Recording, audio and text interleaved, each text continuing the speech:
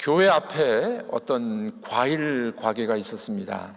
성도들이 예배드리러 오가면서 이 과일 가게에 들려서 늘 전도를 합니다. 이분은 예수님을 믿지 않는 분이라서 이 교인들이 와서 전도하면 귀찮아 죽겠어요.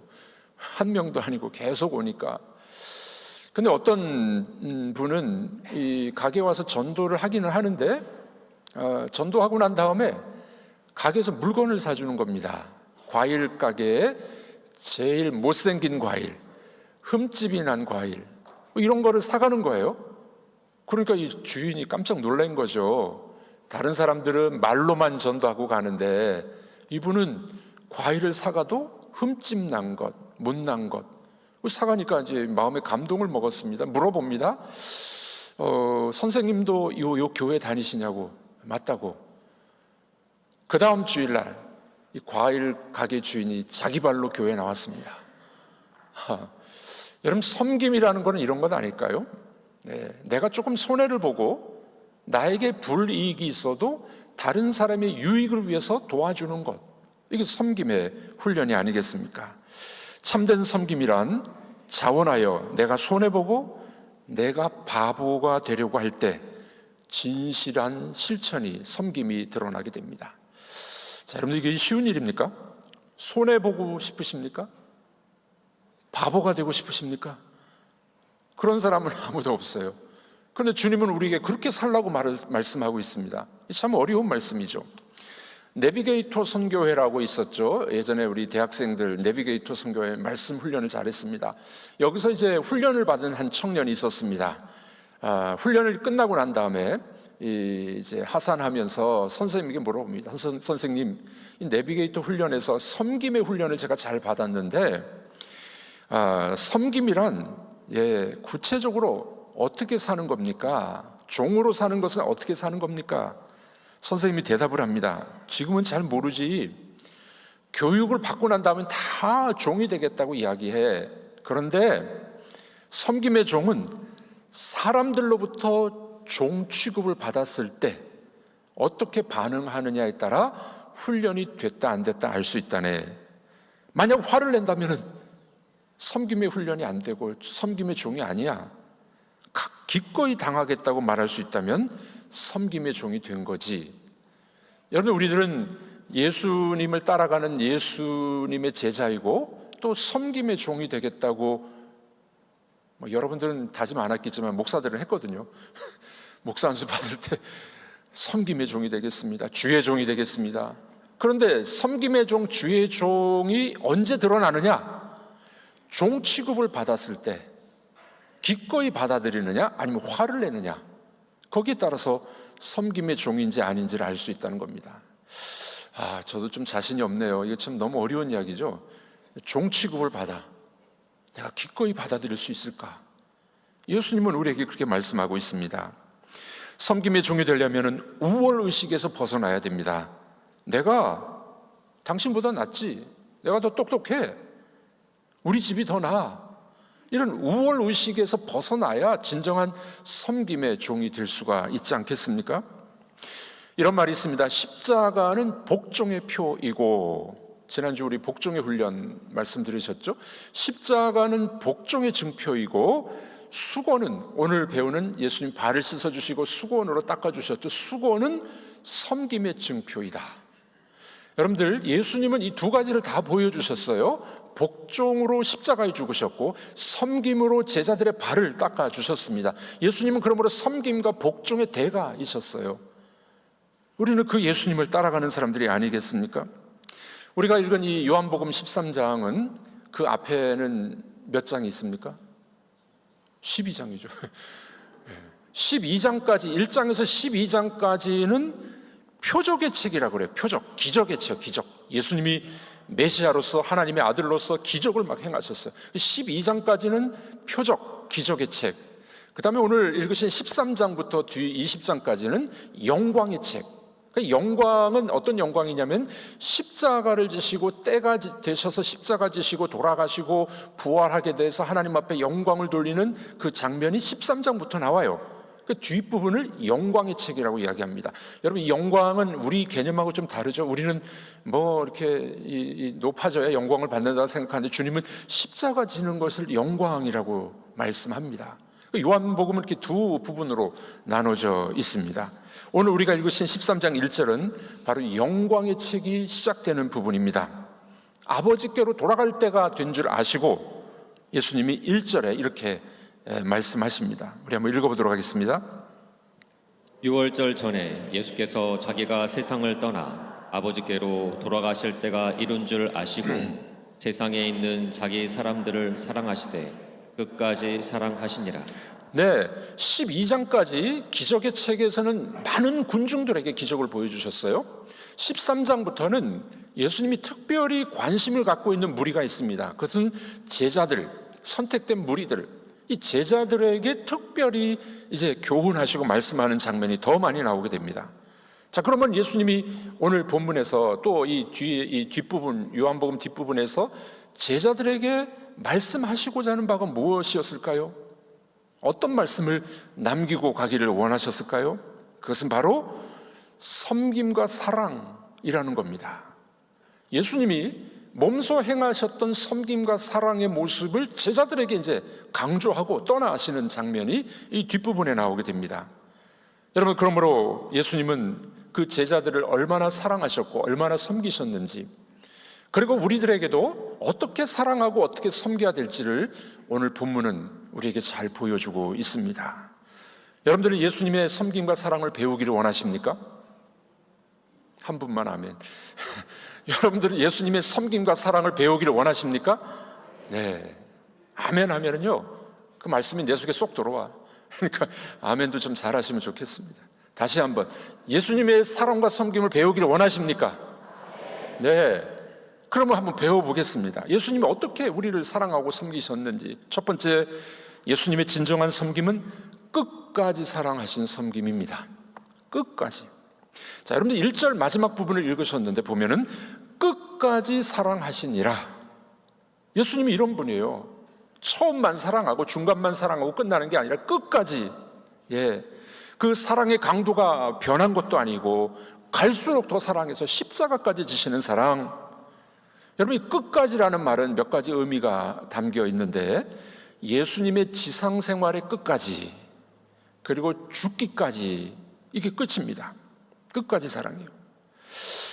오늘 본문에 보면은 자세히 읽어보시면은요, 이 사랑하다가 중간에 변심하는 사람, 배신하는 사람이 있어요. 그러나 끝까지 사랑하시는 분이 있습니다. 대조적으로 나와요. 우리나라 사람이 지금 뭐 노벨 문학상 받았다고 난리가 났는데, 성경이 문학적으로 아주 탁월한 책이에요. 성경에 보면은 이런 비교와 대조법들이 상당히 많이 나옵니다. 오늘 이 사랑하다가 배신하고 배반한 사람이 누굽니까? 가룟 유다. 끝까지 사랑하신 분은 누굽니까? 예수 그리스도. 아주 비교하고 있는 모습을 우리는 보게 됩니다. 가룟 유다는 어떻게 변심했습니까? 2절 말씀 읽어보겠습니다. 마귀가 벌써 시몬의 아들 가룟 유다의 마음에 예수를 팔려는 생각을 넣었더라. 가룟 유다는 마귀의 마음이 들어와가지고 예수를 배반하고, 그 사랑이 변심을 한 겁니다. 배신을 한 거예요. 이게 바로 인간의 모습이 아니겠습니까? 인간의 모습은 참 우리가 복잡하고 또 우리는 한결같지는 못해요. 사랑하다가도 배신하고 배반하고 내 이득을 위해서는 상대를 죽이려고 그러고, 그런 것이 인간의 모습 아니겠습니까? 요즘에는 목사님을 결혼 주례자로 잘 안 부릅니다. 저는 그래도 결혼 주례를 많이 했는데 우리 젊은 목사님들 앞으로 결혼 주례 못할 것 같아요. 우리나라가 얼마나 이게 유행이 빠른지. 여러분, 자녀들 결혼은요 교회에서 꼭 시키십시오. 예배드리고. 왜 교회에서 결혼식 안 하느냐 물어봤더니요, 사진빨이 안 나온대. 사진도 중요하지만 하나님 앞에 예배드리고 경건하게 가정을 시작하는 게 얼마나 중요한 겁니까? 우리 청년들 교회에서 결혼하시기 바랍니다. 네, 아멘 하는 분이 있었어요. 요즘에는 목사님을 주례자 부르지도 않습니다. 와서 뭐 잠깐 뭐 그런 경우들 많아요. 원래 주례사는 이랬죠. 기쁠 때나 슬플 때나 검은 머리 팥불이 되도록 사랑하겠는가? 옛날에 그렇게 주례사를 했습니다. 신부에게 요즘은 이렇게 바뀌었습니다. 신부는 신랑이 직장에서 쫓겨날 때에도 사랑하겠는가? 신랑에게 물어봅니다. 신랑은 신부가 날씬할 때나 뚱뚱할 때나 원판 얼굴이 탄로 날 때도 사랑하겠는가? 신랑과 신부의 모두에게 물어봅니다. 신랑 신부는 잠깐의 결혼 생활 동안에라도 서로 사랑하고 의지하겠는가? 잘 헤어지니까 아마 이렇게 물어보는 것 같습니다. 여러분, 우리 인간의 사랑은 잠깐의 사랑일 수도 있고 배반하는 사랑일 수도 있습니다. 가룟 유다는 중간에 배신해버립니다. 배반해버립니다. 그러나 예수님의 사랑은 언제까지라고요? 끝까지, 죽으실 때까지, 세상 떠나실 때까지. 아니, 예수님 뭐라고 말씀하십니까? 영원토록 우리를 사랑하시는 분이신 줄로 믿습니다. 여러분들 그렇습니다. 주님은 부활하시고 하늘에 승천하셔서 지금도 여러분들을 사랑하고 계시는 줄을 믿으시길 바랍니다. 그 사랑은 변함없는 사랑. 우리가 위기와 고난과 정신적인 어려움을 극복할 수 있는 제일 좋은 길은 주님의 사랑을 발견하는 거예요. 끝없는 사랑, 죽기까지 사랑하신 그 주님의 사랑을 여러분들이 믿고 또 그 사랑으로 살아가는 여러분들 되길 주님의 이름으로 축복합니다. 찬송가 304장은 이렇게 노래하죠. 그 크신 하나님의 사랑 말로 다 형용 못하네. 아시죠? 우리 한번 불러보도록 하겠습니다. 그 크신 하나님의 사랑 말로 다 형용 못하네. 저 높고 높은 별을 넘어 이 낮고 낮은 땅 위에 죄범한 영혼 구하려 그 아들 보내사 화목제물 삼으시고 죄 용서하셨네. 하나님 크신 사랑은 측량 다 못하네. 영원히 변치 않는 사랑 성도여 찬양하세. 영원히 변치 않는 사랑, 끝까지 사랑. 주님께서는 오늘 본문에 배신하지 않는 사랑, 그 사랑은 끝없는 사랑인 줄로 믿습니다. 여러분들, 우리들도 이 땅을 살아가면서 이 주님의 모습을 배우셔서 섬김과 사랑이 변함이 없고 끝까지 사랑하는 여러분들이 되기를 주의 이름으로 축복합니다. 자, 두 번째로, 그러면 주님의 이 끝까지 사랑은 어떻게 나타날까요? 끝까지 사랑한다는 것은 종으로 섬겨주는 모습으로 드러나요. 종으로 섬겨줌으로. 예수님은 오늘 말씀을 보니 제자들이 상상하지 못했던 일을 지금 하고 계십니다. 저녁 식사를 하다가 중간에 일어났습니다. 제자들의 발을 씻어주는 거죠. 무슨 의미가 있을까요? 무슨 의미가 있을까요? 제가 설교를 하는데 이제 설교학이라고 이 학문이 있어요. 설교학에 보면 이런 재미난 이야기가 있습니다. 설교할 때 조는 사람, 딴짓하는 사람, 그 사람 보지 말래요. 그냥 졸지 않아요. 졸다 보면 그냥 입을 벌리고 뒤를 이런 분들 계시고, 조는 사람 바라보면은요 마음에 그냥 설교할 마음이 뚝 떨어지는 거예요. 그래가지고 막 큰 소리로 하죠. 왜요? 졸음 깨라고. 그러면 이제 설교가 망친다는 거예요. 설교자는 조는 사람 바라보지 말고 여러분들처럼 이렇게 잘 바라보시는 분들, 예쁜 분들, 그런 분들을 보고 설교하래요. 여기 앞에 있는 여러분들 금자리 막 이런. 그러면은 설교자도 이 마음의 정돈이 되고 은혜도 되고. 여러분들, 이게 무슨 이야기입니까? 우리가 인생을 살다 보면은 힘들게 하는 사람들이 있어요. 지금 가룟 유다가 있자, 여기 배반하는 가룟 유다가 있는데 예수님은 그 가룟 유다도 발을 씻어 주셨어요. 그 마음 상하게 하는 사람, 힘들게 하는 사람, 조는 사람, 뭐 이런 사람 쳐다보면 마음이 상해서 힘들어요. 그런데 예쁘고 모범적이고 말씀도 잘 듣고 이런 분들 보면서 설교하면 힘이 서로 나는 거예요. 마찬가지로 우리 인생도 여러분들 가룟 유다 같은 사람을 자꾸 보면은 부정적으로 사람이 바뀌어요. 그러나 어떻게 해요? 사랑하는 마음으로, 긍휼의 마음으로 서로를 바라볼 필요가 있다는 겁니다. 예수님은 가룟 유다가 있었음에도 불구하고 발을 씻겨주십니다. 그 사랑은 정말 놀라운 사랑 아니겠습니까? 여러분이 발을 씻겨주는 건 종의 임무였었습니다. 특별히 유대인 동족의 종은 발을 씻지 않았습니다. 발 씻기는 것은 이방인 종들이나 했습니다. 레위기 25장 말씀인데 한번 읽어보도록 하겠습니다. 너와 함께 있는 내 형제가 가난하게 되어 내게 몸이 팔리거든 너는 그를 종으로 부리지 말고. 동족 유대인은 어떻게 해요? 종으로 부리지 말래요. 팔려왔어도 종이 아니라 품꾼이나 동거인으로 여기라는 겁니다. 품꾼은 돈을 주는 거예요. 종은 돈 안 줍니다.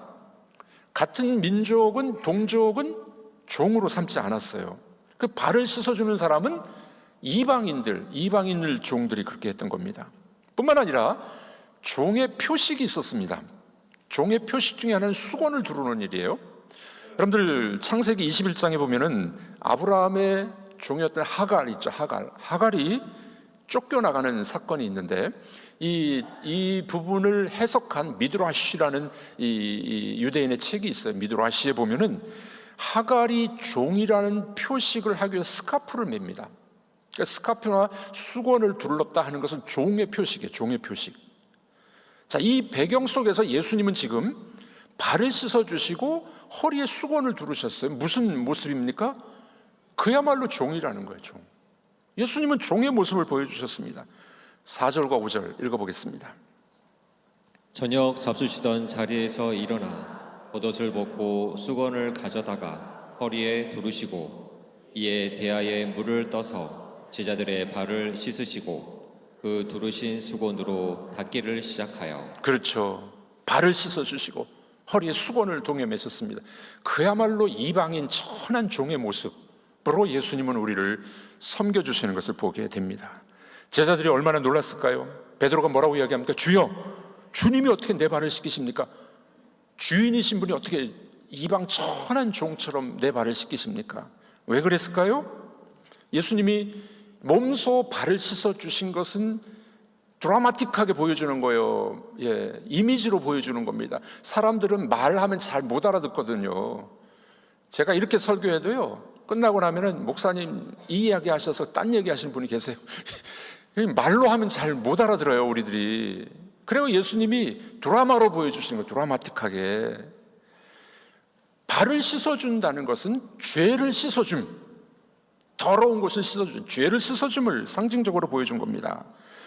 여러분들, 예수님이 십자가의 죽으심으로 우리 죄를 사해 주심을 발을 씻어주는 사건을 통해서 죄 씻음의 은혜가 있는 걸 보여주게 됩니다. 두 번째로 예수님은 발 씻어주는 것을 섬김의 모델로 보여주세요. 마가복음 10장 45절 읽어보겠습니다.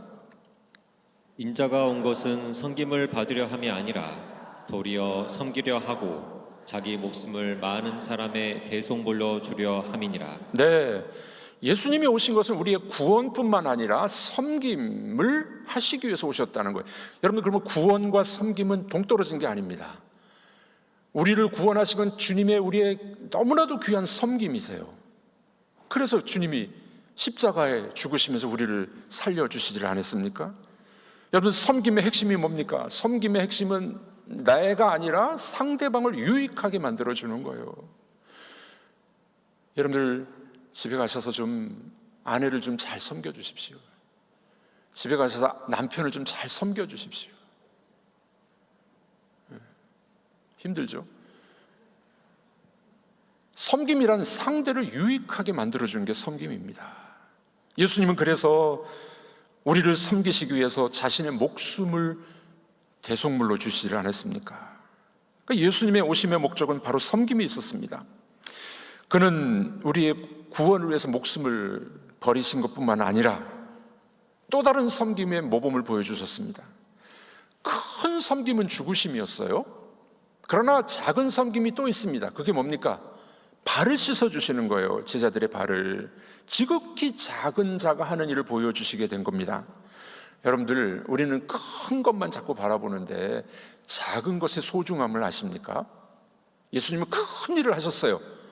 그러나 작은 섬김을 통해서 발을 씻어주는 걸 보게 됩니다. 여러분, 우리는 그러면은 예수님을 따라서 섬긴다면 어떻게 좀 섬길 수가 있을까요? 교회에서 제일 어려운 게 이제 주차 문제입니다. 우리 교회 주차 대수가 한 300대 정도 될 수 있는데도 불구하고 부족해요. 요즘에 너무 부족해서 돌아가시는 분들이 있다고 합니다. 참 안타까운 일인데, 여러분 주차하실 때 어떤 분은 보면 라인을 밟고 이렇게 주차하는 분들이 있어요. 그럼 다른 사람이 옆에 못 대잖아요. 주차도 어떻게 해요? 다른 사람을 배려하는 마음으로 주차하는 것. 이 섬김입니다. 섬김이에요. 주차 금지라고 쓰여진 곳에는 어떻게 해야 됩니까? 대지 말아야죠. 근데 그 주차 금지판을 떼내고 막 대. 그 섬김이 아니죠. 엘리베이터 타실 때 사람이 내리고 타야 됩니다. 그렇죠? 근데 먼저 타버리면 다음 사람 내리기가 힘들어요. 그런 건 작은 섬김입니다. 노약자를 먼저 태우고, 풀로 찼으면 나는 걸어 올라가고, 걸어 올라가면요 건강에 좋습니다. 심장에 좋습니다. 저 요즘에 저희 집이 3층인데 지하 2층에서 올라가면 한 5층 정도 올라갑니다. 걸어 올라가니까 얼마나 좋은지 몰라요. 2층도 엘리베이터 타는 분이 있더라고요. 보니까 다른 사람에게 양보하고 내가 조금 수고를 더하는 것, 이 작은 섬김이지 않겠습니까? 짐을 들고 가는 분 문을 열어주는 것, 작은 섬김입니다. 그저께 서울에 회의가 있어서 좀 갔다 오는데 KTX 타는데 뭐 무거운 짐을 여자분이 2개를 들고 낑낑 매더라고요. 그 들어주면은 얼마나 좋을까요? 작은 섬김이지 않겠습니까? 식당에서 서빙 하시는 분들,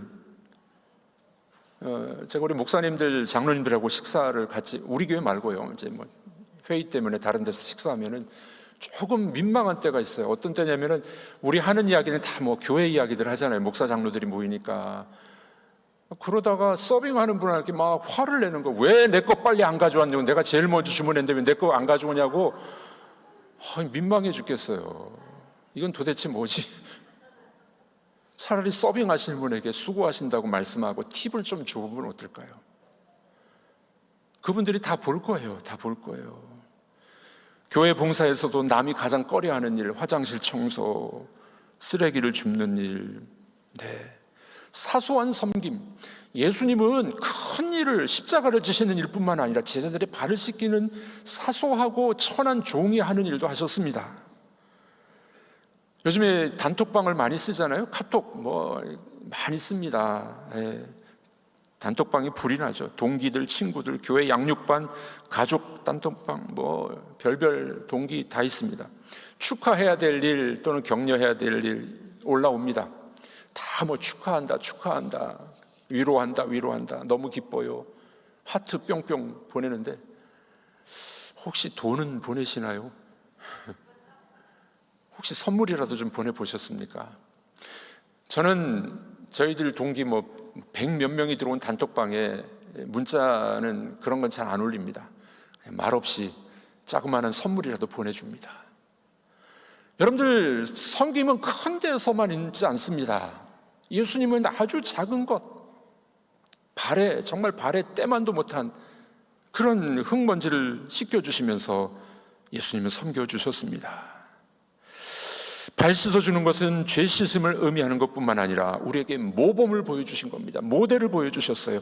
15절 말씀 읽어보겠습니다. 내가 너희에게 행한 것 같이 너희도 행하려 하여 본을 보였노라. 본을 보여주었느니라. 모델을 보여주셨습니다. 예수님은 요한복음 13장도 그렇고 오늘 본문에도 보면요, 처음에 발을 씻겨주지 않았습니다. 식사 도중에 일어나서 발을 씻겨주십니다. 잘 보십시오. 왜 그랬을까요? 아마 예수님은 기다리신 것 같아요. 제자들 12명 중에서 이 어떤 녀석이 발을 씻어주나 아마 보셨을 겁니다. 식사를 하고 있다가 아무도 안 씻어주는 거예요. 그래가지고 예수님이 식사 도중에 일어나셨습니다. 그리고 말없이 발을 씻겨주십니다. 주님은 좀 달라요, 우리하고. 저 같으면은요, 저는 이제 기다리는 것까지는 하는데요, 아무도 안 씻고 아무도 뭐 안 하면 왜 아무도 안 하냐 그러면서 제가 이렇게 하거든요. 저는 조금 예수님 택도 안 돼요. 예수님은요, 왜 아무도 안 하냐 이런 말씀도 안 하셔요. 말없이 일어나셔서 발을 씻어 주십니다. 그리고 뭐라고 말씀하십니까? 내가 너희에게 행한 것 같이 너희도 행하게 하려 본을 보였노라. 본을 보였노라. 너희들도 이와 같이 해야 돼. 여러분들, 우리는 예수님을 따라가는 제자라고 말합니다. 제자의 의미는 따라가는 사람이에요. 본을 받는 사람이에요. 팔로워예요. 예수님처럼 우리도 그렇게 살아가라고 우리에게 본을 보여주신 겁니다. 그런데 왜 어려울까요? 이기심 때문에 그렇습니다. 내가 대접받고 싶어서 그래요. 여러분, 우리는 그리스도의 제자로 따라가는 사람으로 예수님의 모범을 보고 우리들도 작은 일부터 섬기는 여러분들이 되길 주의 이름으로 축복합니다. 그렇습니다. 섬길 때 목적이 있는 섬김은 곤란합니다. 대가를 바라는 섬김도 안 됩니다. 얼굴을 내기 위해서 섬기는 것도 안 됩니다. 우리 주님처럼 상대방의 유익을 위해서 목숨을 내어놓으면서까지 섬기는 여러분들이 되길 주님의 이름으로 축복합니다. 인천에 가면 은혜의 교회라는 교회가 있습니다. 예전에 우리 일꾼들하고 한번 갔었는데요, 이 교회는 유급 직원이, 사례를 받는 직원이 담임 목사 혼자밖에 없어요. 그리고 이 교회 안에 봉사팀이 80개 정도가 있었습니다. 팀장 한 명을 세워놓고 성도들이 그 팀에 들어가서 다 봉사하는 겁니다. 교회를 마치 자기 집처럼 그렇게 꾸미고 있었습니다.